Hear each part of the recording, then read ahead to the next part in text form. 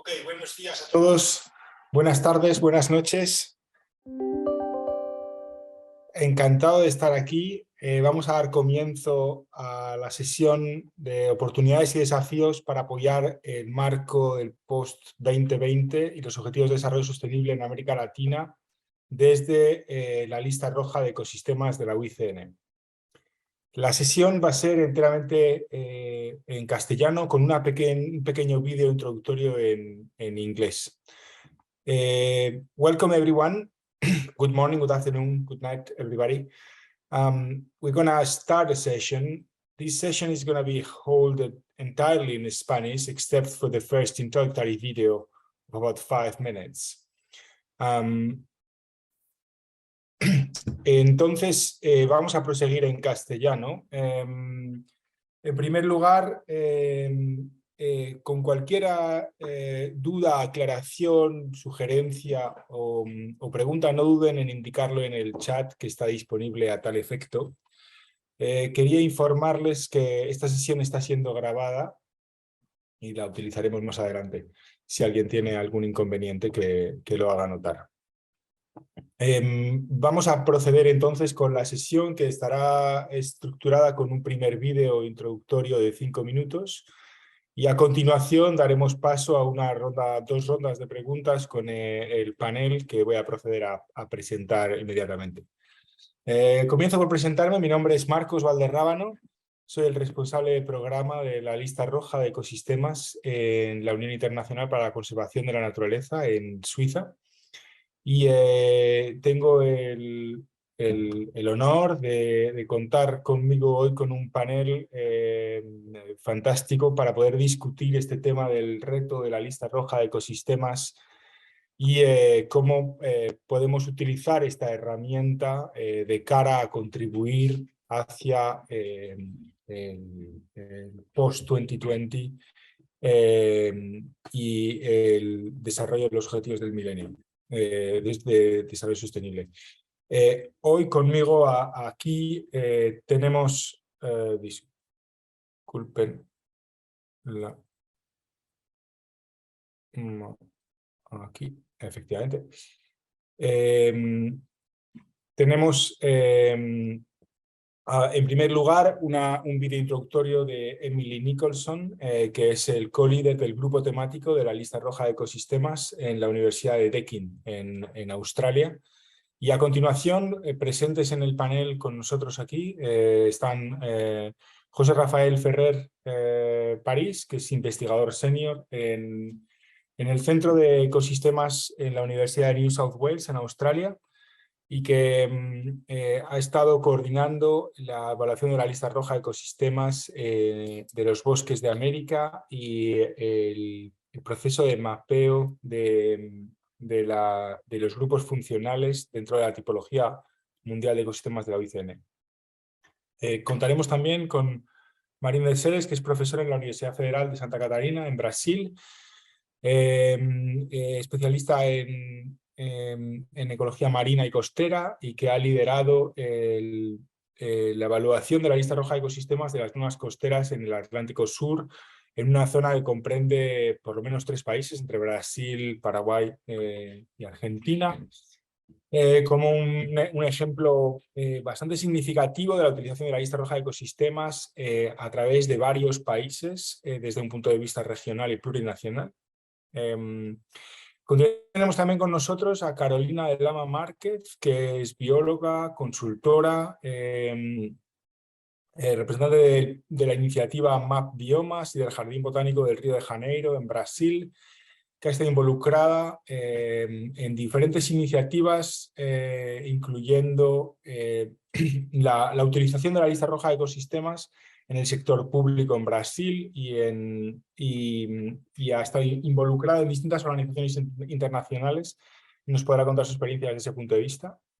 Y por último tenemos a Andrés Setter, también profesor emérito de la Universidad Javeriana, profesor de ecología y que ha estado involucrado y liderando la lista roja de ecosistemas terrestres de Colombia y que también nos contará de este punto de vista. Entonces, no quiero insistir más en el panel, tendremos más oportunidad de discutir con ellos a continuación. Vamos a comenzar con la presentación del vídeo que Emily Nicholson, la codirectora del Grupo Temático de Lista Roja de Ecosistemas, nos ha preparado. Ya está basada en la Universidad de Deakin, en Melbourne, y ahora mismo estamos en mitad de la noche. Nos ha dejado este vídeo grabado. Pueden ustedes seguir los subtítulos en castellano, en español, que estarán debajo del vídeo, puesto que el vídeo va a ser todo enteramente en inglés. Hello, and thank you for the opportunity to speak with you today.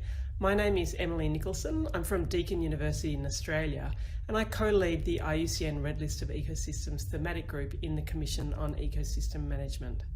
Today, I'd like to give you a brief introduction to the IUCN Red List of Ecosystems and its roles in implementing the UN Sustainable Development Goals and the post-2020 Global Biodiversity Framework. Ecosystems are fundamental to achieving global goals like the UN Sustainable Development Goals and the post-2020 Global Biodiversity Framework of the Convention on Biological Diversity.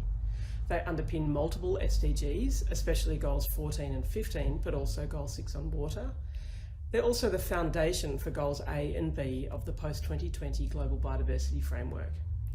The IUCN Red List of Ecosystems has several roles in achieving the SDGs and the post-2020 framework goals, including assessing the state of biodiversity, providing indicators of progress, supporting implementation of targets through national planning processes, and providing key data for natural capital accounting.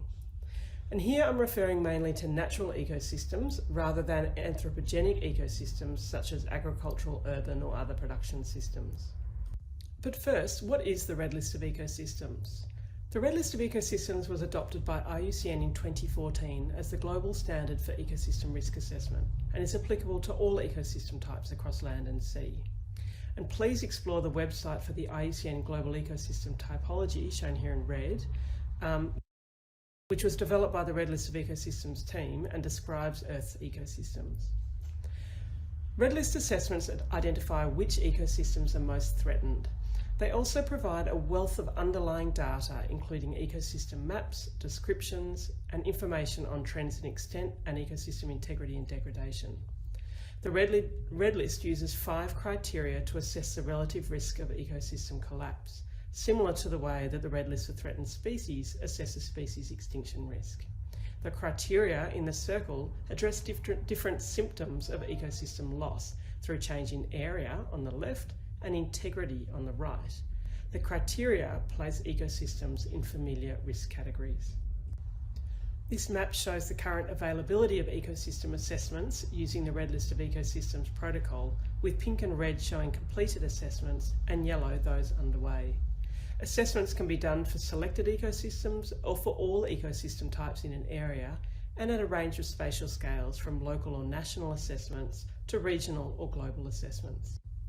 Our team has developed 3 indicators using Red List of Ecosystems data. The Red List Index for Ecosystems has been recommended as a headline indicator for the post-2020 Global Biodiversity Framework, and it summarises global or national trends in risk status, integrating data on ecosystem area and integrity. But we also have indicators for summarising change in the area of ecosystems or change in integrity. These can be presented as snapshots in maps showing hotspots of risk, for example here of the forests of the Americas, but also in time series or forward projections where these data are available. When we tested the indicators, we found them to be responsive to threats and to changes in both area and integrity. Red List assessments can also integrate and use other biodiversity indicators and data sets. For example, coral reef assessments have integrated SDG indicators on live coral cover and sea surface temperature. Red List assessments of forest ecosystems use Global Forest Watch's data on tree cover loss, along with other biodiversity indicators. And this extends the use of these other biodiversity indicators and places them in a larger context of ecosystem loss and recovery. Finally, the Red List of Ecosystems can go beyond just monitoring our progress towards goals. It can help us to plan and act to achieve the goals and reverse biodiversity loss. Through the wealth of spatial and trend data, Red List assessments can support conservation planning, protected area design, restoration planning, and ecosystem management, with examples of these applications in Colombia, South Africa, and other countries around the world. You'll hear more about these today. Thank you again for the opportunity to give you a whirlwind tour of the Red List of Ecosystems. Please explore our website and the ecosystems of the world, and enjoy the rest of this session on the Red List of Ecosystems in Latin America, which has been at the forefront of progress and innovation for the Red List over the last decade. Thank you. Hello.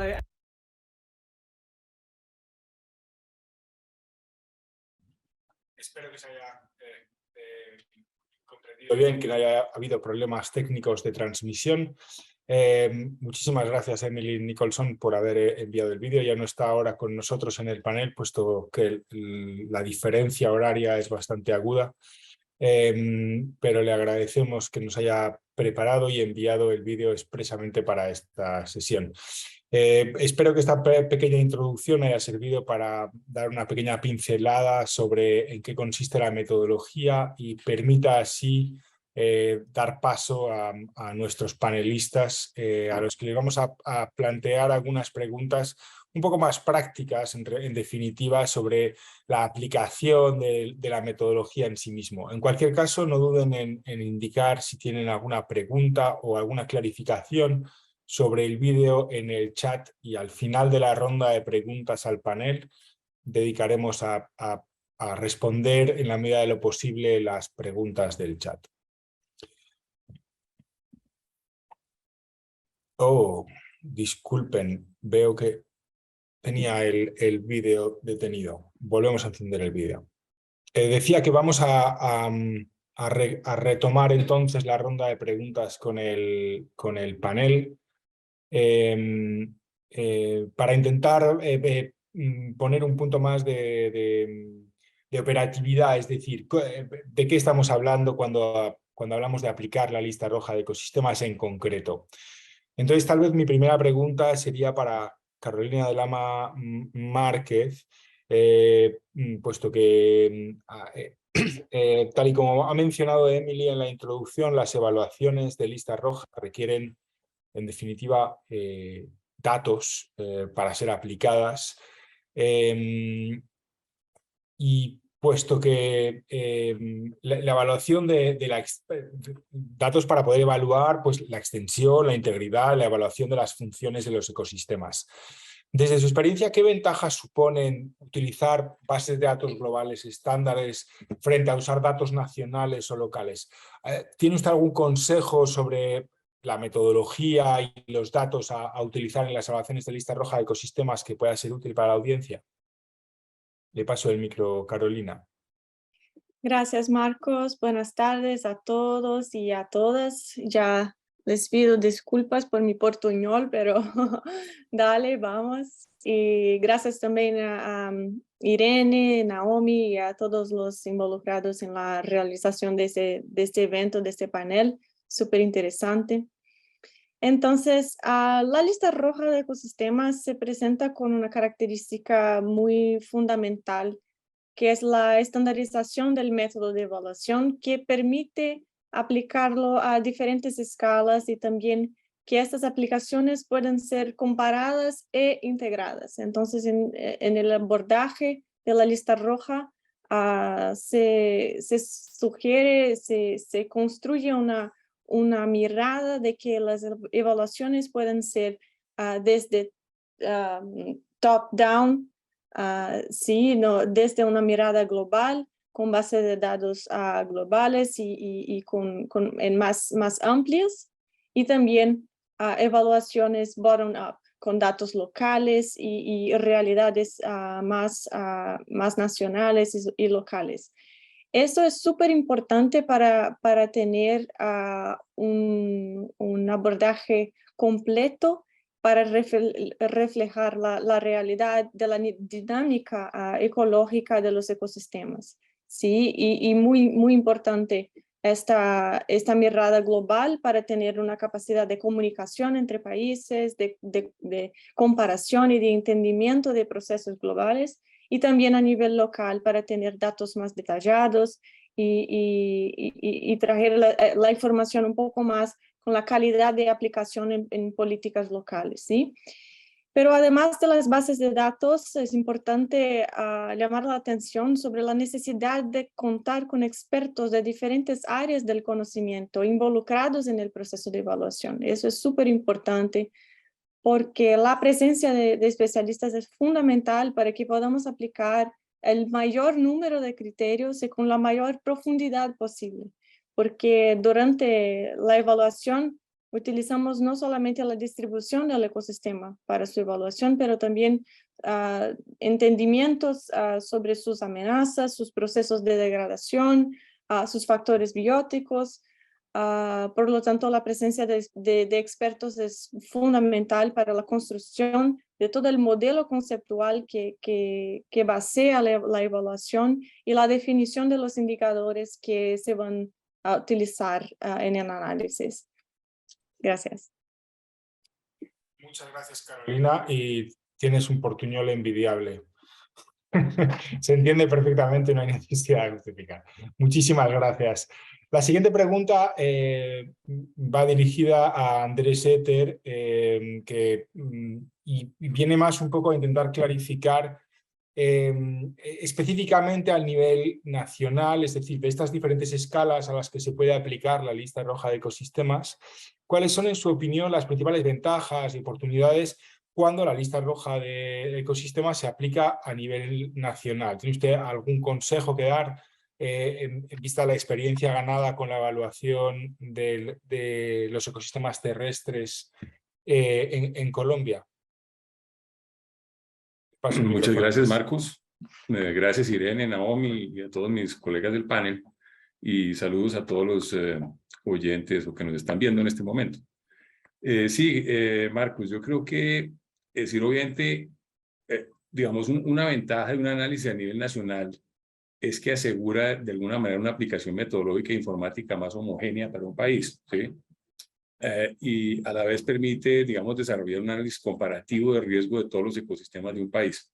Entonces, un poco una ventaja así global, pero entonces, como cualquier herramienta que tiene aplicaciones en planificación territorial, que es un poco el objeto de esta herramienta y de la información que genera, pues una visión nacional es muy importante. Una visión nacional permite que tomadores de decisión, por ejemplo, puedan realmente identificar áreas de interés donde confluyen las alarmas de riesgo ecológico y su relación con las áreas de ejecución. Por ejemplo, de proyectos que están ya en ejecución o de proyectos potenciales. Nosotros, por ejemplo, aquí les comparto aquí una imagen. En el caso colombiano, tenemos una herramienta que se llama Tremarctos, que está ya en la versión 3.0, que está alojada en el Ministerio del Medio Ambiente. Es una herramienta que fue, digamos, informática, desarrollada por Conservación Internacional junto con el Ministerio del Medio Ambiente aquí, y que permite que cualquier, digamos, entidad, ya sea pública o privada, pueda analizar potenciales impactos de algún proyecto de infraestructura o de algún tipo, digamos, de afectación ambiental, desplegarla sobre el mapa y tener un poco una idea qué tipo de afectaciones puede tener en este caso, por ejemplo, sobre ecosistemas en riesgo, ¿sí? Entonces eso es muy importante. Otro aspecto importante, yo creo, a nivel nacional también es que tanto gobernadores, gobernantes, tomadores de decisión regionales, como en nuestro caso corporaciones ambientales regionales, o en los municipios mismos, pues una visión nacional les provee un poquito un contexto para poder establecer coordinación con sus pares territoriales. Recordemos pues que una visión, digamos, ambiental en entes territoriales aislados pues puede generar muchos problemas, ¿no? Y necesitamos mucha coordinación. Otro aspecto es que obviamente como la gestión ambiental y tanto la conservación como la restauración dependen de presupuestos comúnmente muy escasos, ¿sí? Con necesidades variables en diferentes áreas de un país, es importante, digamos, que la coordinación de acciones entre el gobierno central y el local sean efectivas, ¿sí? Para que se puedan aplicar estos recursos en diferentes casos. Yo creo que otro aspecto importante, eso lo mencionaba Carolina hace un momento, la oportunidad, digamos, de un análisis que ofrece un análisis nacional es también que permite hablar con sus vecinos, ¿sí? Con los países vecinos. Sabemos que hoy en día, digamos, una visión ambiental puramente nacional también pierde en cierto sentido muchas oportunidades, digamos, de llevar una agenda ya como la de Naciones Unidas, una agenda realmente global. Entonces, eso nos permite, sobre todo en conservación y restauración de ecosistemas estratégicos, binacionales o trinacionales o como sea, y también sinergizar mucho más estas acciones. Sin embargo, digamos aquí, y ya para terminar, digamos, hay unos retos en la construcción de análisis nacional adecuado, y es que requiere realmente la disponibilidad de bases de datos geográficos de cubrimiento nacional que deben ser homogéneos, ¿sí? Para que se puedan aplicar de una manera homogénea, tanto en cobertura como en calidad. Y esto pues es un reto importante porque nosotros de hecho tuvimos un poco en algunas partes ese problema, no siempre están dadas estas condiciones. Otro aspecto importante que mencionaba también Emily Nicholson es en su presentación inicial es que realmente necesitamos para este tipo de información una serie de información con series históricas porque nosotros necesitamos entender también cómo se ha configurado ese riesgo históricamente, ¿sí? El riesgo no es una cuestión de hoy, sino que viene de una transformación acumulada, inclusive hacia el futuro, digamos, incorporando proyecciones de cambio climático. Y ya para cerrar, pues lo único es que una aproximación nacional pues requiere también de tener aplicaciones de pronto a nivel más detallado, locales o regionales, porque necesitamos tener la posibilidad realmente de guiar efectivamente proyectos específicos en áreas más pequeñas donde un enfoque nacional pues a veces se queda un poco corto. Entonces, de todos modos, yo creo que ahí lo importante es resaltar, yo diría que el nacional pues es un ámbito muy importante para la planificación, pero necesariamente, como en toda la problemática ambiental, necesitamos una aproximación, digamos, de múltiples escalas que nos permita, digamos, entender, porque hay muchas cosas que solamente podemos entender a una escala y no a otra. ¿Sí? Bueno, eso sería. Muchas gracias. Muchas gracias, Andrés. Este último comentario sobre las diferentes escalas me parece tremendamente pertinente para poder abrir ahora la siguiente pregunta que me gustaría hacerle a Marílez de la Unidad Federal de Santa Catarina sobre un poco reflejando sobre algún consejo de cara a cuando las evaluaciones de ecosistemas tienen una escala plurinacional, es decir, sobrepasamos esta escala de país y en base a la experiencia de la evaluación de la lista roja de ecosistemas de las dunas del Atlántico Sur, ¿cuál es su opinión, Marílez, sobre las principales ventajas y oportunidades de la aplicación de la lista roja de ecosistemas a este nivel plurinacional? Le paso el micro. Ok, vale. Gracias, Marcos. Bueno, primeramente, muchas gracias por la invitación, por estar aquí, por la organización de este panel. Y bueno, buenas tardes a todos y todas. Marcos, te pido que me ponga el mapa del área para que la gente lo pueda ver, que hemos trabajado en una escala plurinacional de sur de Brasil, Uruguay y Argentina. Bueno, creo que muchas de las cosas de las potencialidades, de las oportunidades de trabajar con la lista roja a nivel nacional, lo ha comentado Andrés hace poco, y bueno, que lo puedo comentar aquí es que hemos tenido esta oportunidad de trabajar con los tres países, pero hay algunas cosas que hay que llevar en cuenta, como por ejemplo tener un ecosistema que se presente en los tres países, ¿no? Para poder trabajar con el mismo ecosistema en esta evaluación. Pero es muy interesante ver que cuando se hace una evaluación, y eso ha comentado Andrés también, cuando se hace una evaluación, dependiendo de la escala, puedes tener una respuesta diferente del riesgo, ¿no? Que está este ecosistema. Entonces aquí trabajamos en un área de más de 5.000 kilómetros cuadrados, de la latitud de 28 a 39 sur, que va desde Santa Catarina, de la mitad más o menos del sur del estado de Santa Catarina, hasta Bahía Blanca, en Argentina.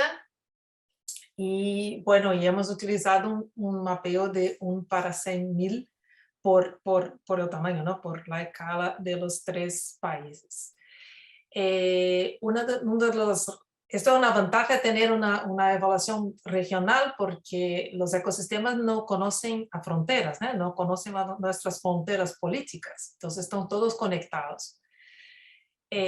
Pero por otro lado, tenemos algunos retos, que es tener los datos que puedan ser compatibles para análisis, ¿no? Porque tenemos países diferentes, con bancos de datos diferentes, con leyes y regulaciones diferentes sobre los mismos ecosistemas.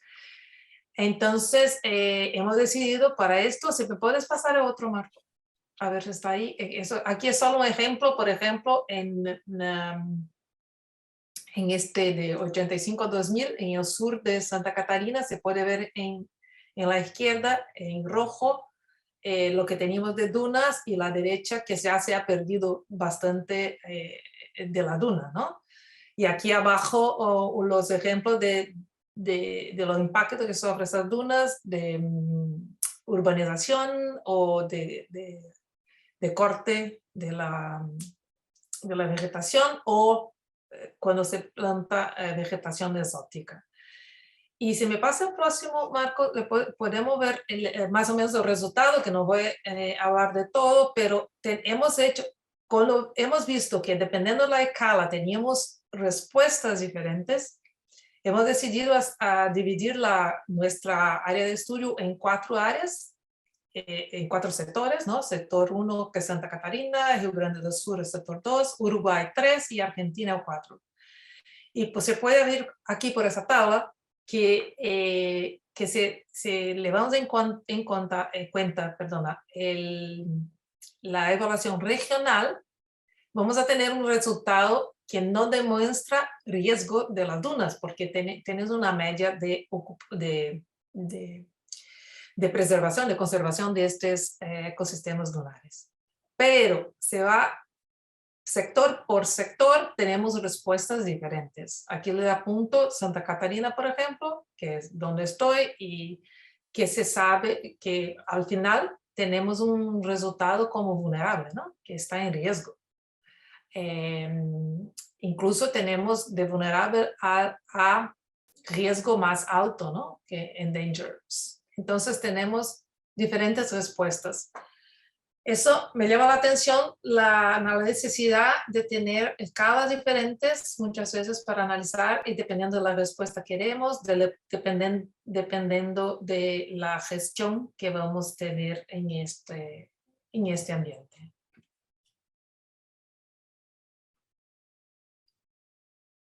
Sí. Estupendo, muchísimas gracias. Gracias, Marco. Muy interesante. Visión de conjunto, pero respuesta local con un análisis específico de cada sector. Parece muy interesante. Y eso nos lleva ahora al cuarto panelista, José Ferrer, al que me gustaría preguntar sobre ventajas, oportunidades cuando la lista roja de ecosistemas es aplicada a un nivel regional más vasto, específicamente aprovechar de la experiencia de la evaluación de la lista roja de ecosistemas aplicada a los bosques de las Américas, que sé que has estado coordinando, y si tienes alguna reflexión que hacer sobre la aplicación de la lista roja de ecosistemas aplicada a este nivel regional más amplio. Te paso el micro, José Rafael Ferrer. Bueno, muchas gracias, Marcos, y muchas gracias a los organizadores y bueno, a todas las personas presentes por su tiempo para venir aquí a escucharnos. Sí, bueno, yo estuve involucrado o estuve liderando la evaluación de los bosques de las Américas a nivel continental, y fue una experiencia donde lo que tratamos de hacer es tomar esas bases de datos globales, datos que estuvieran disponibles a nivel global, y tratar de construir algunos análisis que fueran suficientemente flexibles y robustos para evaluar el estado de cada una de las unidades en las que estábamos dividiendo esos bosques a nivel continental. Entonces, para lograr hacer esto teníamos una limitación que era precisamente necesitábamos trabajar con datos que estuvieran disponibles a esa escala.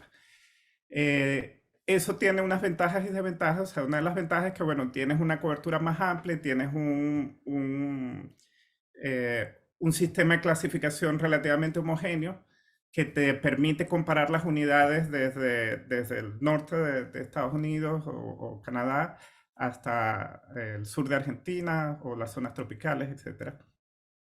Y también tratar de utilizar indicadores que fueran igualmente aplicables para todas esas unidades.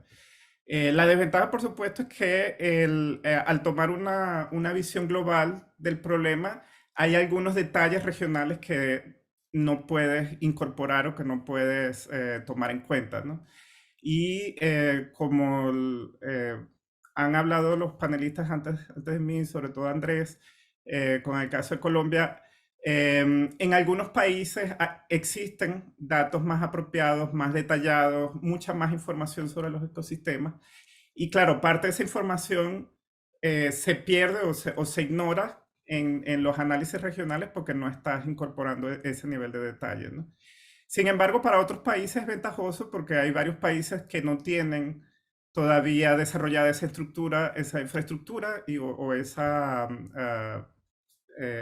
las bases de datos y tal vez la experticia necesaria para trabajar con esos datos. Entonces, claro, para esos países puede ser un aporte o un punto de partida estas evaluaciones continentales para saber qué es lo que está ocurriendo en esos sitios y ponerlo en el contexto de los demás países, ¿no? De los países vecinos. Entonces, bueno, yo diría que una de las ventajas de mi experiencia en este análisis fue la oportunidad de desarrollar métodos que fueran robustos y flexibles, de explorar diferentes bases de datos que pueden ser aplicadas.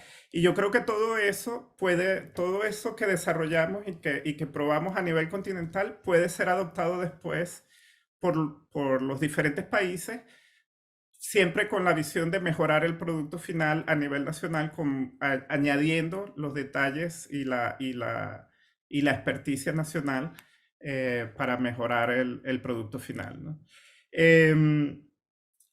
Y bueno, uno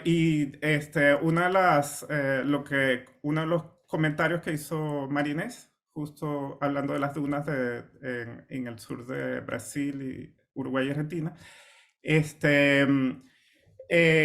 al hacer el análisis a nivel regional,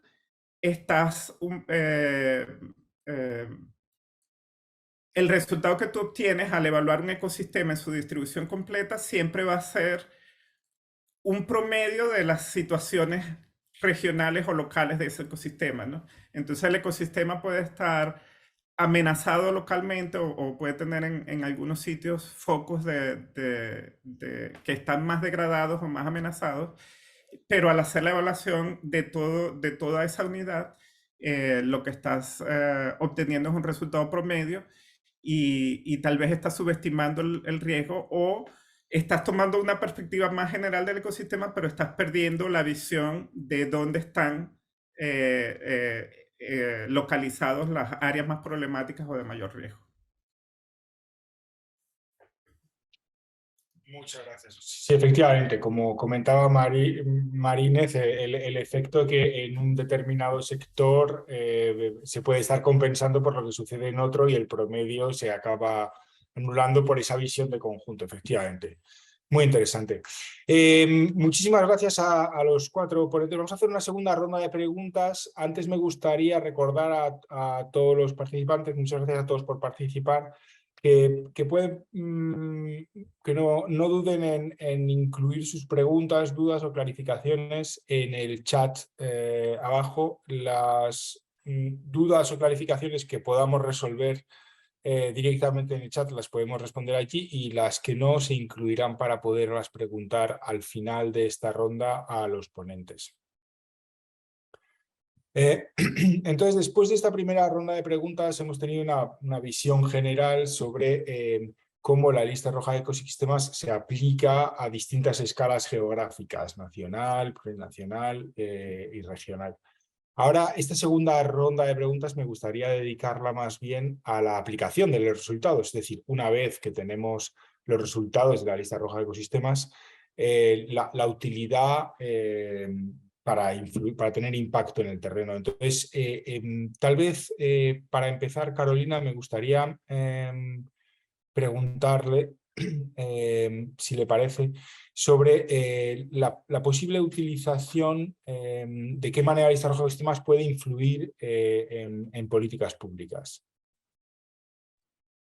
Bueno, la lista roja de ecosistemas tiene un enorme potencial de aplicación en políticas públicas, principalmente porque produce un resultado de fácil comunicación con la sociedad.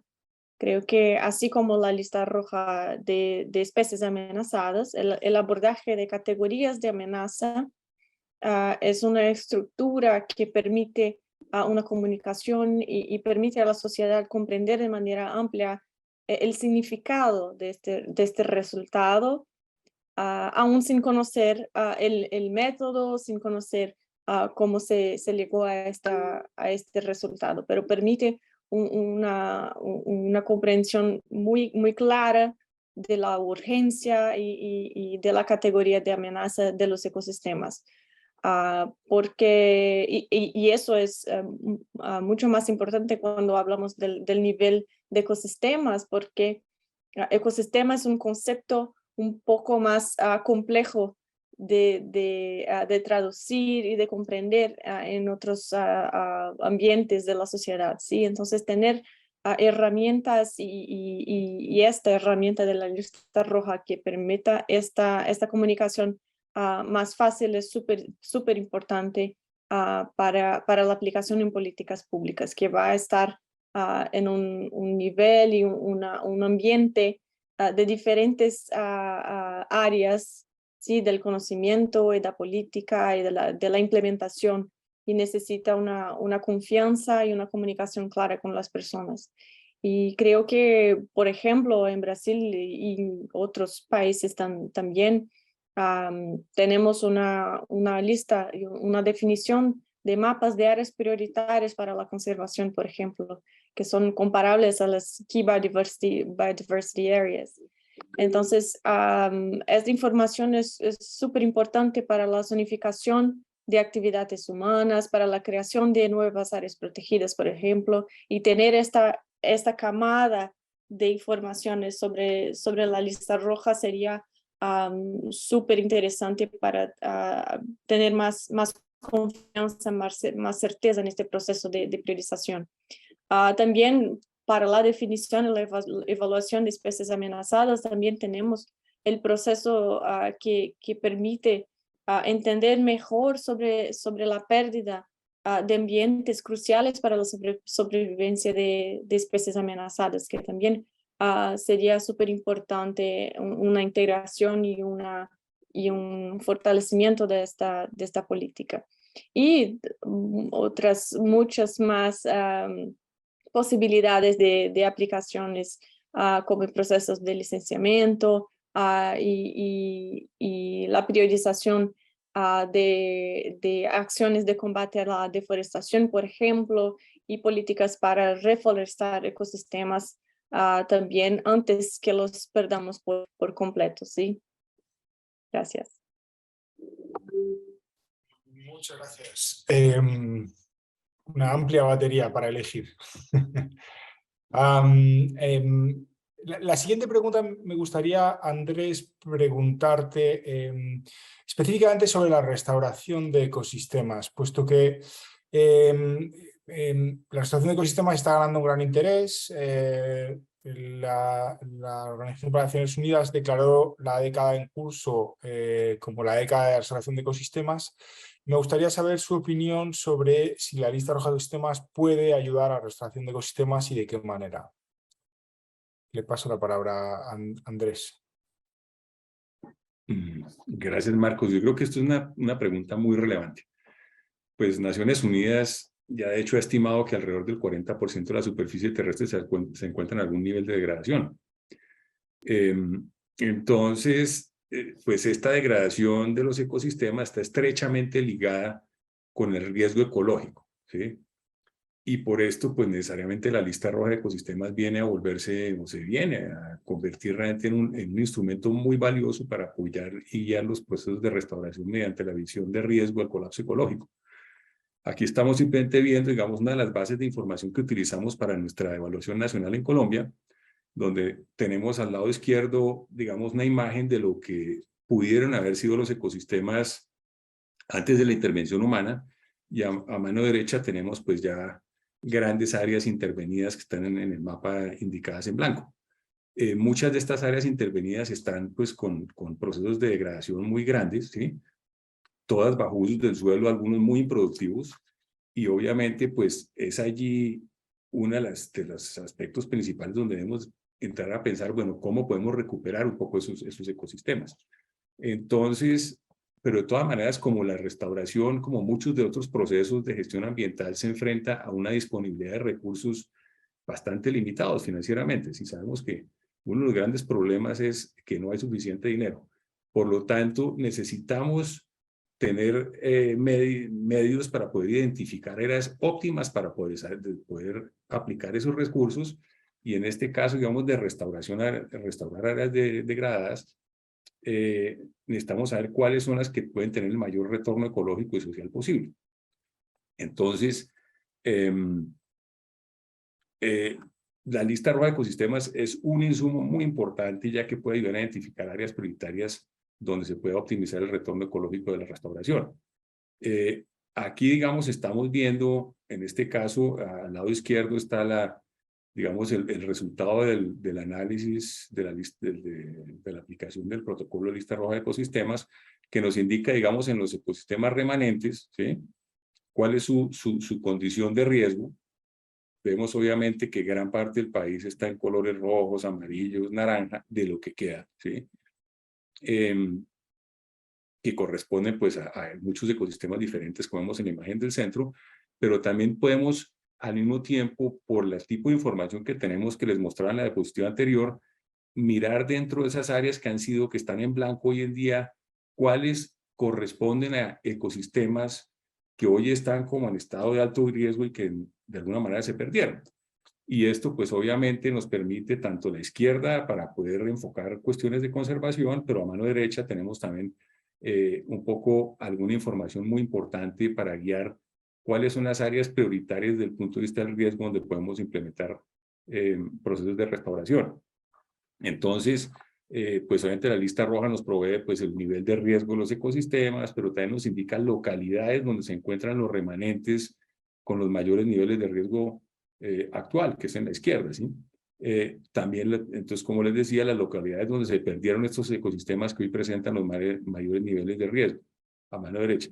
Pero además de eso, la lista roja para la restauración o la conservación es muy importante porque nos da, digamos, información diagnóstica, y en eso Emily Nicholson nos mencionaba al principio, sobre cuáles son las causas que generaron ese riesgo y las amenazas existentes hoy en día en todas estas áreas. Eso es, digamos, una de las informaciones que están debajo de toda esta información. Entonces, la lista roja nos permite tanto recuperar áreas, tratar de ver dónde podemos recuperar áreas, pero también cómo podemos de alguna manera también mejorar la integridad ecológica de estas áreas.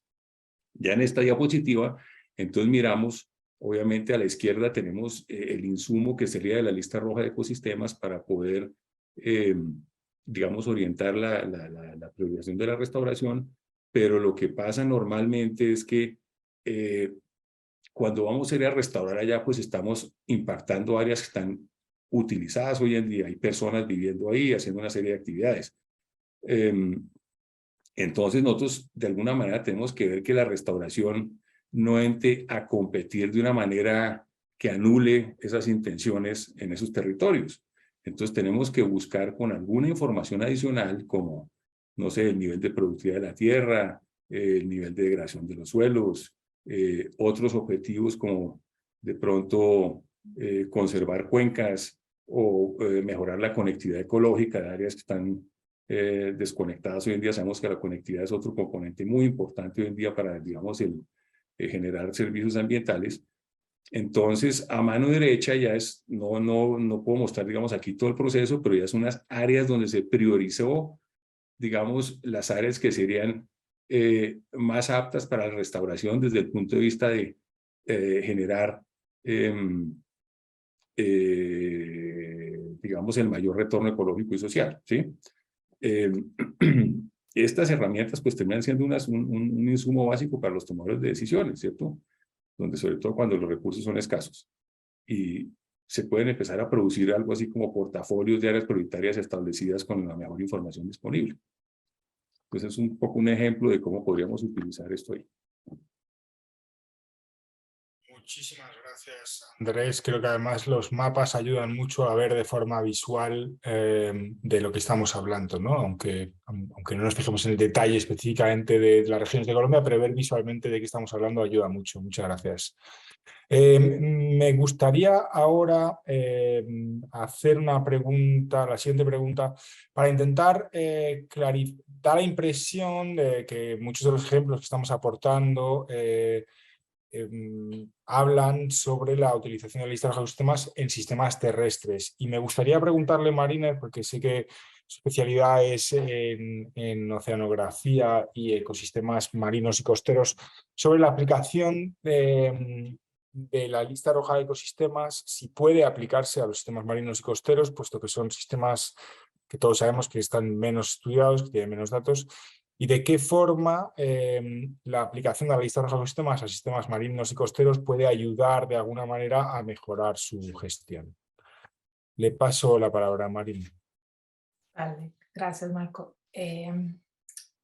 Bueno, primero, los costeros y los marinos, hay una diferencia, ¿no? Creo que en los costeros, como hemos hecho en las dunas, se puede hacer con la metodología que tenemos, con los datos que tenemos, podemos hacer, por ejemplo, para los manglares u otros ecosistemas que hemos pensado en hacer, que es las lagunas costeras. Y casi hemos hecho de lagunas costeras junto con las dunas. Bueno, ¿por qué digo esto? Porque en el medio marino, porque nosotros estábamos viendo los mapas que Andrés nos estaba enseñando, ¿no? No hay mapas, no tenemos mapas así, con el mismo detalle, con el mismo tipo de dato, y mucho menos con la escala temporal que necesitamos para evaluar los ecosistemas, ¿no? Además, la división de ecosistemas en el mar es un poco más complicada que hacerlo en tierra. Entonces, lo mejor, creo que sí, bueno, debería ser posible y sí que ayudaría mucho en la gestión de esos ambientes, porque como ha dicho Carolina, es una herramienta de comunicación, ¿no? De enseñar muy gráficamente lo que está peor y lo que debemos mejorar o restaurar. O sea, tener la lista roja de ecosistemas para los ecosistemas marinos bajo el agua vendría muy, muy, muy bien. Pero eso hay que pensar bastante cómo adaptar la metodología de este mapeo o utilizar el fondo marino, por ejemplo, para que se pueda poner en práctica la misma metodología. Pero se tratando de costeros como manglares, dunas, ahí sí que tenemos más condiciones de aplicar directamente la metodología como está. Pero creo que debemos empezar a trabajar y me encantaría empezar a trabajar en esto, en la idea de adaptar la metodología para el ambiente marino bajo el agua. Muchas gracias, Mariner. Esta intervención sobre el mapeo de los ecosistemas me hace preguntarme sobre la tipología mundial de ecosistemas que ha publicado recientemente la UICN, y me gustaría preguntar a José Ferrer, que es uno de los coautores de los editores de la tipología, sobre el uso de, si nos puede decir brevemente qué es la tipología de ecosistemas de la UICN y de qué manera los grupos funcionales que se definen ahí pueden ayudar a describir ecosistemas como en el caso marino que acabamos de hablar o en otro tipo de ecosistemas. Paso la palabra a José. Gracias, Marcos. Estoy compartiendo ahí brevemente la página web donde, que es como el punto de acceso de la tipología global. La tipología global de ecosistemas es un producto de IUCN que fue creado precisamente para constituir un marco de referencia de todos los ecosistemas del mundo. Y esta tipología incluye tanto los ecosistemas terrestres como marinos, costeros, también ecosistemas de agua dulce, etc. Y la idea de utilizar esta clasificación es tratar de enfocar los ecosistemas desde un punto de vista funcional y comparar las propiedades de los ecosistemas en base a los procesos que determinan las características sobresalientes de cada ecosistema. Entonces, en esta página nosotros hemos colocado la información de lo que se ha desarrollado de la tipología hasta el momento, y cualquier persona puede ir aquí y explorar los diferentes componentes de la biosfera, desde los ámbitos terrestres, marinos, etc. Y en cada caso, la tipología global tiene una estructura jerárquica, entonces uno va navegando desde el ámbito hacia las biomas funcionales, que son estas unidades aquí, y dentro de cada una de estos biomas hay diferentes grupos funcionales de ecosistemas que están descritos en bastante detalle, y para cada una de estas descripciones se tiene una información básica de la descripción de ese grupo funcional y de cuáles son los elementos más importantes que lo constituyen. Y hay algunos mapas que son todavía un poco crudos o indicativos de la distribución, que bueno, esos mapas hay que desarrollarlos mejor en el tiempo, hay que desarrollarlos a mayor nivel de detalle y también compaginarlos mejor con los mapas y la información nacional. Pero para cada uno de estos ecosistemas es importante, una de las partes centrales de la tipología es entender cómo funcionan los diferentes elementos, cómo están conectados los diferentes elementos de ese ecosistema.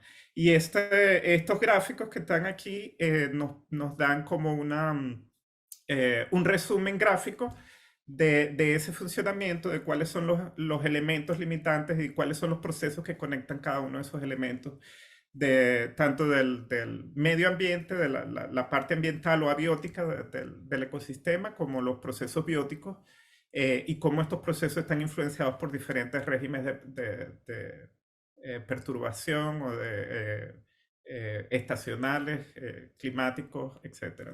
Entonces, la tipología viene a poner todos estos ecosistemas en un marco conceptual comparable, y eso, la idea es que eso sea la base para expandir las aplicaciones de la lista roja de ecosistemas a todos los ámbitos. Y sí, bueno, básicamente esa es una de sus principales funciones, pero la tipología también es un punto de partida para otros análisis que tienen que ver con ecosistemas, tanto en la parte de restauración o en la parte de cuantificación de servicios ecosistémicos, etc. Muchas gracias, José. Vamos a entrar en los últimos 5 minutos de tiempo. Tenemos 2 preguntas del público. Vamos a intentar hacer una ronda muy rápida porque me indican de organización que tenemos que ser muy estrictos con el tiempo, puesto que hay otra sesión a continuación. Voy a empezar por compartir un par de direcciones útiles en la pantalla y paso a leer las 2 preguntas. Las voy a dejar de forma abierta a cualquiera de los ponentes que desee puede responder. La primera es de Gwendolyn Peir, sobre si es útil integrar en la evaluación modelos predictivos de cambios poblacionales de distribución, por ejemplo, de especies clave dentro de los ecosistemas. Y si es el caso, si se considera mejor considerar especies diagnósticas o bien dominantes o representativas de los grupos funcionales, es decir, cómo integramos ese análisis especies dentro del marco de ecosistemas. ¿Alguien tiene alguna respuesta rápida por parte de los paneles? José Ferrer, tal vez, con el tema de los indicadores bióticos que acaba de mencionar, o alguien más. Sí, bueno, sí, realmente la información de los ecosistemas puede ser de las especies puede ser muy informativa, siempre y cuando las especies que se estén analizando formen parte o sean indicativas de alguno de esos procesos o funciones del ecosistema. Entonces puede ser, por ejemplo, tomando en cuenta especies fundacionales, que por ejemplo en los manglares, tomando en cuenta las especies de manglar, en algunos tipos de bosque, las especies dominantes dentro del bosque, etc. El análisis de esas especies puede ser bastante informativo en esos casos. Hay un comentario, perdón Marcos, si hay tiempo, 30 segundos. Nosotros casualmente en la lista roja de ecosistemas colombianos utilizamos precisamente especies importantes en procesos de dispersión y polinización, por ejemplo, que son procesos fundamentales, digamos, para que generen estabilidad en los ecosistemas. Entonces, pues obviamente no tiene una información de todas las especies, pero sí hay unas especies claves. Por ejemplo, sabemos que en los bosques tropicales más del 80% de las plantas, digamos, se dispersan y polinizan por animales, básicamente por aves y por mamíferos. ¿Sí? Entonces, eso sí es un aspecto muy fundamental, muy importante. De hecho, esto yo creo que va a permitir integrar mucha información desde la lista de especies, de la lista de ecosistemas. Pero ya, pues, para no extender. Efectivamente. Muchísimas gracias, Andrés. Carolina o Marínez, ¿tenéis algún complemento sobre este tema de la utilización de especies para la evaluación de ecosistemas? No, solamente agradezco, muchas gracias por la invitación. Fue muy interesante el panel y estamos aquí a disposición. Gracias. Muchas gracias, Carolina.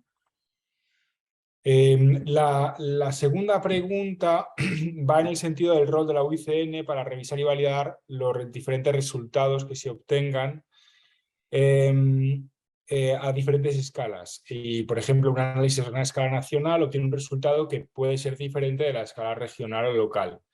Y los tomadores de decisiones se van a preguntar cuál es el nivel de balanza válido que van a utilizar. Como nos queda un minuto, si les parece, voy a responder yo la pregunta, puesto que habla del rol de UICN. Efectivamente, la UICN tiene un rol de revisión del proceso de evaluación sobre la aplicación de los criterios, sobre si están bien o no aplicados los criterios de la lista roja de ecosistemas y si hay una base científica que valida los resultados. No obstante, hay un proceso de comunicación de los resultados, de interpretación de los resultados que tiene que ver con el resultado final, con la evaluación final, con el nivel de riesgo y también con la interpretación de cuáles son los factores que llevan a que se tome el riesgo, que es muy importante hacerlo por parte de los actores que llevan a cabo la evaluación para facilitar la interpretación de los resultados y la integración en políticas. Y hay algunos ejemplos muy claros que ponen de manifiesto cómo facilitar la interpretación de los resultados ayuda a incorporarlo después en políticas públicas.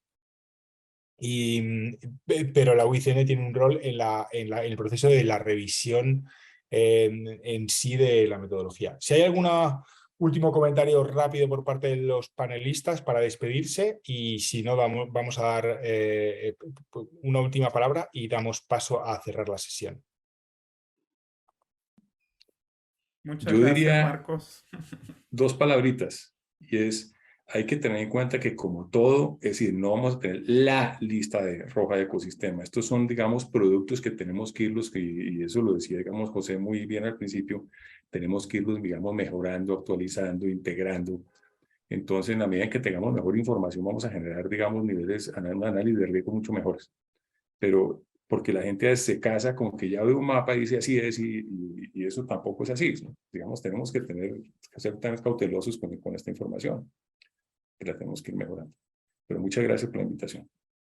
Muchas gracias, Andrés. Gracias, Marco, para todos. Muchas gracias a todos. Feliz tarde. Muchas gracias. Yes. Muchas gracias por participar. Que pasen buena tarde. Chao.